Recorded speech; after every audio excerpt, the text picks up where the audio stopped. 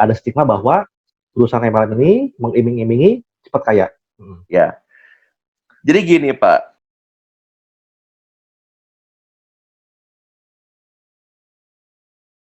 Jadi gini, Pak.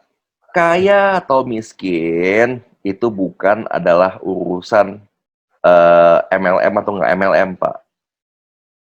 Pedagang toko kelontong itu bisa kaya loh, Pak. Percaya nggak, Pak? Pedagang toko kelontong bisa kaya loh, Pak. Tukang sampah bisa kaya, Pak. Tukang parkir juga bisa kaya, Pak. Ini prinsipnya. Jadi gini, kalau ditanya benar atau salah, saya katakan itu adalah prinsip yang sangat salah. Kenapa saya katakan salah? Barang siapa dimanapun juga tidak boleh menjamin sesuatu dengan mengatakan bahwa kamu akan sukses, member akan sukses, leader pasti akan sukses jika masuk perusahaan saya. Kamu pasti sukses. Itu statement yang menjanjikan gombal. Sekarang saya mau tanya, Pak. Saya kasih Pak Rudi Ferrari. Pak Rudi, mau nggak dikasih Ferrari? Dikasih Ferrari, kalau dikasih mah mau. Mau ya dikasih ya, gratis ya, mau ya, mau dong ya, saya juga mau, Pak. Saya kasih Ferrari Pak Rudi gratis, tapi Ferrarinya nggak pernah dipakai, Pak. Ada fungsinya nggak, Pak? Saya jual. Nah, kalau nggak dipakai. Ya, balik lagi, Pak. Jadi gini, kalau kita punya bisnis yang bagus, apapun bisnisnya, mau bisnis properti, mau bisnis makanan, mau bisnis apapun, MLM, insurance, apapun, Pak, apapun, tapi tidak dijalankan dengan baik, sama aja omong kosong, Pak. Iya, betul. Omong kosong, Pak. Gitu loh, Pak. Omong kosong, Pak. Gitu ya, Pak ya. Gitu, Pak. Jadi, statement itu salah, Pak. Jadi, sebuah perusahaan tidak boleh mengiming-imingi kesuksesan. Tapi, dengan memberikan cara. Dengan memberikan motivasi, memberikan pencerahan, memberikan contoh, role model yang benar ya Pak ya, yang sungguh-sungguh ya Pak ya, bisa dibuktikan ya Pak ya, itu sangat boleh Pak, itu sangat boleh, dan itu sah Pak. Memberikan cara. Ini masih penting. Nah ini masih penting ya, jadi aturannya masih penting, aturan mainnya gitu loh. Jadi kalau saya menjanjikan, wah Pak Heri pasti sukses gabung di TIS, salah besar itu, salah besar. Sama juga seperti saya menjanjikan, misalnya seorang pialang saham, menjanjikan, kamu beli saham A ya, saham C ya, pasti untung. Salah, Pak. Nggak boleh, Pak. Ya, nggak ada, Pak. Walaupun mau blue chip kek, ya kan, mau dia white chip kek, mau dia apa kek, gitu, mau chip kek, gitu ya. Nggak bisa, Pak. Nggak boleh, Pak. Gitu loh. Jadi, sukses tidaknya itu bukan bergantung dari apapun, tapi bergantung dari diri sendiri, Pak. Tentunya balik lagi, vehicle atau kendaraan yang diberikan juga harus sesuai, harus tepat, gitu ya Pak ya, kurang lebih. Nah, iya, thank you Pak Adi. Yang kedua, tadi dibahas juga bahwa dengan menjalankan network di multi level marketing itu bisa mengurangi teman, ya. Bisa mengurangi teman. Jadi banyak teman nanti menghindar, ya kan, gara-gara kita ikut suatu industri network, teman menghindar gitu kan. Nah ini bagaimana tadi yang kedua? Iya. Terima kasih ya Pak ya. Jadi ya saya rasa itu adalah asumsi ya Pak. Itu asumsi namanya ya Pak ya. Asumsi gitu loh Pak.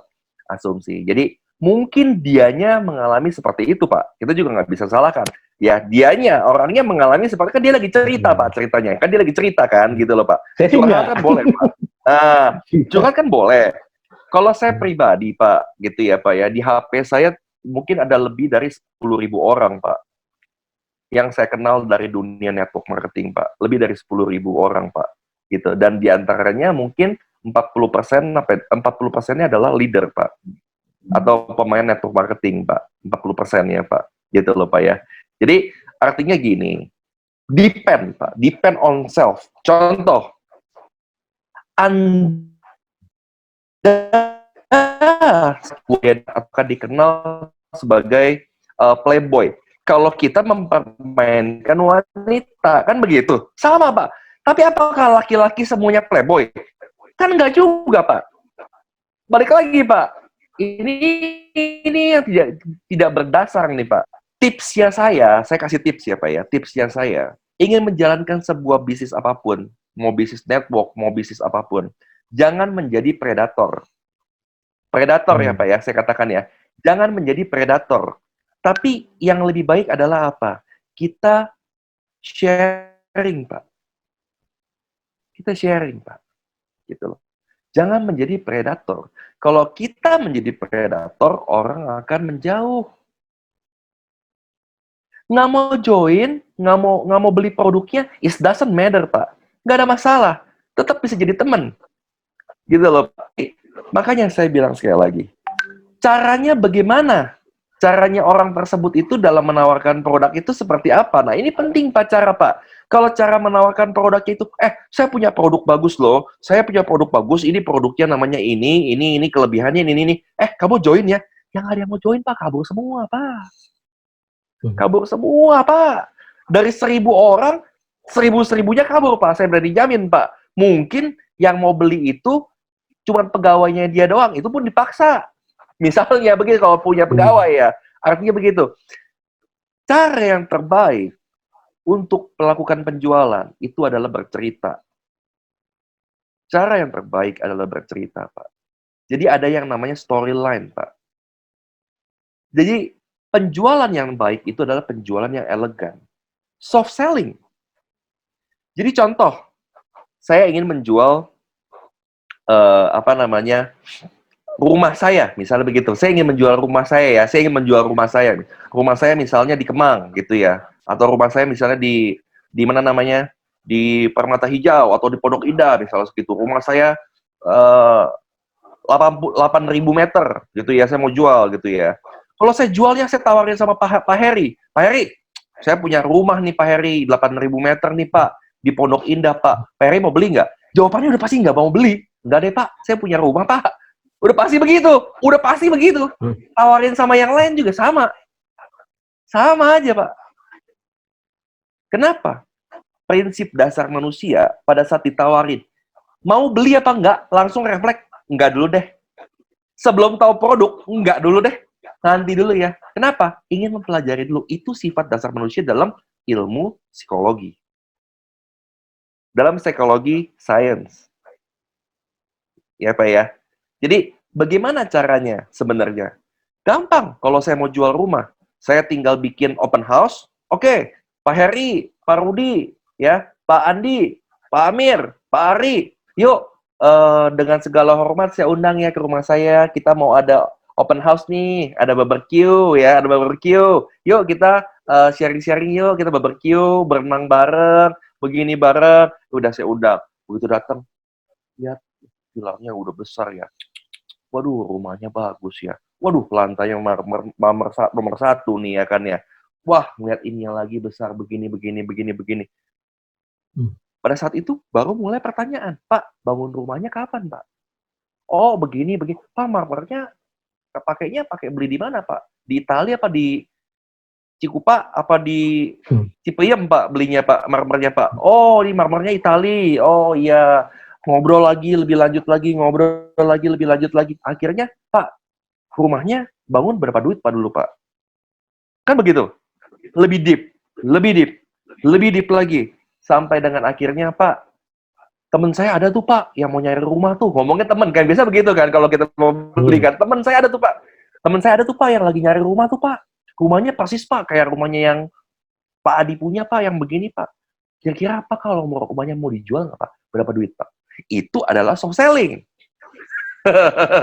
Soft selling secara elegan, Pak. Tanpa kita mengeluarkan kata-kata menjual, tapi orang bisa berhasil membeli. Itu adalah teknik, Pak. Nah, inilah yang harus untuk diedukasikan, Pak. Jadi, jangan sampai member-member itu memiliki prinsipalnya itu kejar target, tapi dengan melakukan yang namanya hard selling. Lu beli deh. Ya, mungkin ngomong sama keluarga sendiri, ngomong sama bapak sendiri, ngomong sama kakak sendiri, mungkin bisa begitu. Ya, mungkin dengan begitu. sama koko sendiri, sama adek sendiri bisa. Udah deh, nggak usah banyak tanya. Cobain dulu produknya dulu, beli dah. Mungkin bisa. Tapi digunakan di masyarakat umum itu tidak efektif. Gitu ya Pak ya. Itu pendapat saya Pak. Ya, thank you Pak Adi. Ya. Yang ketiga Pak, tadi juga Pak Tom bilang bahwa wah yang berhasil di industri network itu kebanyakan mereka yang full time. Ya, jadi Ya. kalau misalkan Anda part-time, jauh daripada kesempatan sukses. Ya. Padahal juga banyak orang yang part-time sukses. Nah, bagaimana menyikapi ini? Tadi yang nomor 3. Ya. Nomor 3 ini, saya ini setuju dan tidak setuju Pak. Terus terang Pak. Ya Pak ya. Ada tidak setujunya, tapi ada setujunya juga. Ya. Tentunya sesuatu, saya berdasar kalau ngomong Pak. Dasarnya itu adalah fokus Pak. Segala sesuatu yang dijalankan dengan fokus pasti hasilnya lebih maksimal Pak. Pastinya begitu Pak. Ya, mau apapun itu, nge-gym Pak, nge-gym, olahraga fitness. Kalau kita fitnessnya 1 hari itu 2 kali, seminggu itu 14 kali, udah pasti badan kita gede Pak. Gede Pak badan kita Pak. Udah pasti. Gitu loh Pak. Tapi kalau kita nge-gymnya itu Senin Kemis, ya kapan gedenya Pak? Gitu. Kalaupun gede, bisa gede Pak. Tapi tidak mungkin bisa melebihi gedenya Aderai atau gedenya siapa. Nggak bisa Pak. Artinya maksud saya begini. Yang dimaksud dengan sukses itu apa sih? Kan begitu statementnya Pak Amir. Betul nggak? Sukses. Sukses nih kita bicara nih. Sukses nih kita bicara nih. Sukses itu luas loh Pak. Sukses itu luas loh Pak. Sukses itu beda dengan kaya loh Pak. Kalau kaya itu artinya cenderung dengan uang. Money. Tapi sukses bagi Pak Heri, sukses bagi Pak Rudi, sukses bagi Pak Andi, sukses bagi Pak Amir, sukses bagi Pak Ari. Saya yakin berbeda-beda semuanya. Dan sukses bagi saya juga berbeda. Sukses bagi saya itu adalah apa Pak?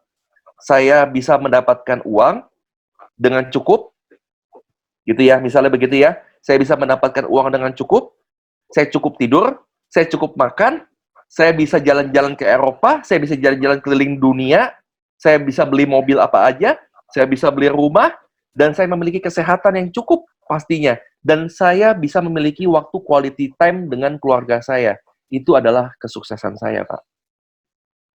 Kan begitu? Nah, balik lagi. Ada juga yang menjawab, Pak, sukses itu kalau saya harus punya uang 100 triliun. Lah itu hak setiap orang.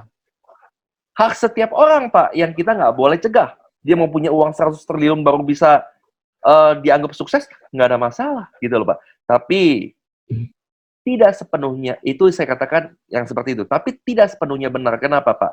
Kalau yang digunakan metodenya tepat, walaupun dia adalah bukan full-timer, metode yang digunakan itu tepat, maka dia juga bisa sukses. Metode yang dia gunakan adalah seperti apa? Jadi bersistem ya, bersistem. Saya kasih contoh. Siapa bilang orang yang sambil kuliah, sambil kerja itu nggak bisa lulus kuliah? Kan itu kan mitos apa fakta, Pak? Saya tanya kembali, Pak. Ya kan ada yang ngomong begitu kan? Kamu kalau kuliah sambil kerja itu nanti nggak lulus-lulus. Itu mitos apa fakta? Mitos, Pak. Mitos, Pak. Kan bisa ambil kuliahnya malam, kerjanya pagi, Pak. Kalau orangnya rajin, Pak, lebih cepat lulusnya, Pak, daripada yang full-timer, Pak. Daripada yang kuliahnya ambil 24 SKS. Nah, Pak Rudi, ya kan salah satunya. Betul ya, Pak Rudi ya? Iya, betul. Itu adalah fakta. Jadi tergantung nih, Pak. Begitu loh. Jadi statement itu saya anggap kurang tepat. Mungkin caranya beliau salah, mungkin begitu. Mungkin mesti harus lebih banyak belajar lagi, gitu. Ya. Oke. Yang keempat, Pak Adi. Kalau memang produk yang dipasarkan oleh network itu spesial, kenapa nggak dipasarkan secara umum aja? Iya. Jadi menyangkut tadi yang masalah kos kaki 1,5 juta. Kalau memang bagus, kenapa nggak dipasarkan umum aja? Kenapa dari reselling? Iya, makanya itu saya balik lagi, Pak. Betul, kalau ini saya katakan benar. Ada yang memaksakan produk jelek dijadikan MLM. Ada. Nah, ini salah, Pak. Dengan kekuatan people power, dia pikir memasarkan sesuatu yang jelek atau yang tidak layak itu bisa dipasarkan dengan cepat karena orang diiming-imingi dengan yang namanya komisi atau bonus, Pak. Itu salah. Saya setuju dengan pendapatnya Bro Tom. Saya setuju. Itu, Pak. Gitu ya, Pak ya. Jadi artinya, kalau produknya itu jelek, dipasarkan secara MLM, saya tidak setuju, Pak. Gitu loh. Tapi kalau produknya memang bagus, dipasarkan secara umum, coba bayangin. Buat apa fungsinya kememberan? Buat apa fungsinya anggota? Apa gunanya, Pak? Saya mau tanya. Gitu loh, balik lagi. Berarti kalau begitu tanpa beli di perusahaan, tanpa beli di Pak Heri, tanpa beli di Pak Rudi, tanpa beli di Pak Amir, tanpa beli di Pak Andi, tanpa beli di Pak Ari, saya bisa beli di Marketplace, saya bisa beli di Guardian, saya bisa beli di Indomaret, saya bisa didapat. Terus apa fungsinya join member? Apa fungsinya? Nggak eksklusif, nggak eksklusif. Nggak eksklusif, Pak. Eksklusif. Gitu loh, Pak. Nggak eksklusif. Gitu loh, Pak, maksudnya. Nah, ini misperception-nya begitu. Oke. Pak Adi, mungkin kalau boleh saya nanya juga, Pak. Ya. Apa yang membuat Pak Adi, kan bisa juga memang, seperti yang dibilang sama Bro Tom itu, kenapa dijualnya melalui network marketing, bukan lewat toko distribusi segala macam biasa gitu ya. Iya. Kalau tanyanya dengan saya, terus terang saya sharing ya, Pak ya. Iya. Saya adalah passion-nya di network marketing, Pak. Oh. Saya passion-nya di network marketing. Mungkin kalau dengan orang lain, mungkin bisa jadi dipasarkan secara konvensional, melewat farmasi. Tapi kalau passion saya, karena saya bukan pakar MLM, Pak, jauh dari pakar, Pak, gitu loh ya, Pak. Tapi saya passion dalam bidang ini, Pak. Jadi artinya saya tentunya harus menjalankan sesuai dengan apa yang saya pelajari, Pak. Namanya adalah kita harus kongruen, Pak. Kongruen, Pak. Ya, jadi karena memang passion ya, Pak Ali ya, karena passionnya di network ya. Jadi jadi ini istilah katanya tuh jiwanya sudah menyatu dengan industri network marketing gitu ya. Iya, kurang lebih seperti itu, Pak. Oke, yang kelima, tadi Pak Ton juga bilang katanya, katanya kalau orang yang jalankan network itu bisa passive income. Dia nggak percaya. Kenapa? Karena pada dasarnya tetap aja dia harus rekrut lagi gitu kan. Dan yang namanya passive income itu dia ngambil uang downline katanya, kan gitu. Bagaimana Pak Jadi? Ini kelima. Iya. Jadi gini, Pak, makanya balik lagi di situ. Yang dibicarakan itu sangat luas, Pak, sebenarnya kalau kita mau bahas. Sistemnya yang beliau bahas itu apa? Sistem apa yang beliau bahas? Kan begitu, Pak. Pembagiannya itu seperti apa? Kalau misalnya pembagiannya itu adalah orang terus dijejelin produk. Kalau nggak ada produk, nggak ada income-nya. Nggak ada produk, nggak ada income-nya. Itu benar statement-nya, Pak. Itu benar statement-nya, Pak. Tapi, kalau misalnya statement itu dibalik, Pak, artinya begini. Sekarang saya mau tanya, langsung deh. TIS itu tanpa melakukan recruiting bisa mendapatkan bonus nggak?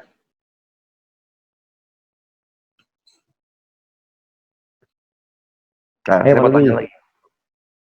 TIS tanpa melakukan recruiting, ini ada pertanyaan nih dari member nih. Saya anggap saya member nih, Pak. Bisa. Member. Bisa mendapatkan bonus nggak TIS, Pak? Tanpa melakukan recruiting, Pak. Kalau bisa, dari mana, Pak?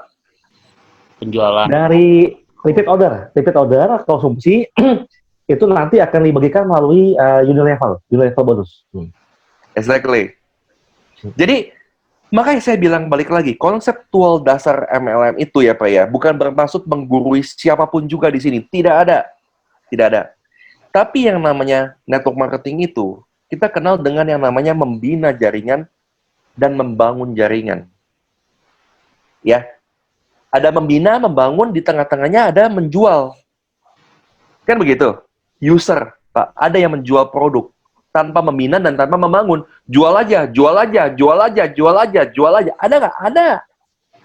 Nah, tapi sebenarnya sistem yang bagus, saya nggak katakan sempurna ya Pak ya, saya nggak katakan sistem itu sempurna. Tidak ada yang sempurna pada dunia ini. Tapi sistem yang cukup baik itu adalah sistem yang bisa mengeluarkan bonus dengan cara membina jaringan dan dengan cara membangun jaringan. Kalau bisa bina dan bisa bangun, maka akan terjadi yang namanya passive income. Apakah yang dimaksud dengan passive income, Pak? Nah, balik lagi. Passive income itu apa sih? Kenapa sih? Saya pernah kasih seminar buat sebuah bank yang saya nggak perlu saya sebutkan sekarang, tapi bisa silakan dicek rekod saya. Saya pernah kasih seminar untuk para VP atau vice presidennya mereka, bank-bank tersebut, mengenai sales pada saat itu, gitu loh Pak. Ya, jadi artinya begini Pak. Pada saat itu, bagaimana caranya kita bisa memberikan passive income? Kita bisa mendapatkan passive income pada saat pensiun dini. Bagaimana Pak caranya Pak? Banyak orang menganggap ya udah, bagaimana sih Pak? Investment, beli ruko, properti, ya Pak ya, beli ruko, properti, disewa-sewain, bisnis kos-kosan, disewa-sewain. Itu salah satu passive income, Pak. Itu benar, itu bagus, ya kan? Salah satu passive income. Yang punya duit lebih besar lagi, bangun hotel, ya. Bangun hotel, bangun bungalow, beli villa di Bali, dan lain-lain, sewain kepada orang. Itu passive income, Pak. Yang dimana passive income yang dimaksud adalah tanpa kita perlu bekerja lagi atau bercapek-capek lagi, uang masuk terus. Tiap bulan atau tiap tahun dari hasil sewanya. Maksudnya begitu, Pak. Ceritanya begitu nih, Pak. Ceritanya kan begitu. Gitu loh, Pak. Nah, untuk diterapkan sebenarnya dalam network marketing, untuk mencapai passive income itu, saya katakan, tidak mudah. Tidak mudah.